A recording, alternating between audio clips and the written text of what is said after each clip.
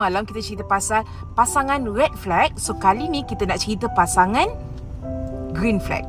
Ting. Pasangan yang anything kita boleh bincang.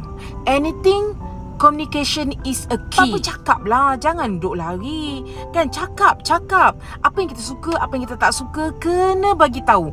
If kalau perlu ulang. Kalau perlu spesifikkan lagi. Sebab kita ni dibesarkan oleh dua budaya yang berbeza. So tak sama. Ada orang dia tak kisah, family dia tak kisah if alah lebih kurang lah. Tapi kalau kita ni pula adalah family yang datang daripada semuanya ada disiplin, semuanya ada dah. So that's why kenapa untuk menyatukan, menjadikan dia sebagai satu pasangan insya-Allah saling melengkapi, bukan sempurna, adalah we have to bagi tahu. Maksudnya dia nak dengar juga dia nak saling melengkapi. Kurangkan gap dan juga mudah-mudahan boleh bersama-sama layari bahtera rumah tangga insya-Allah.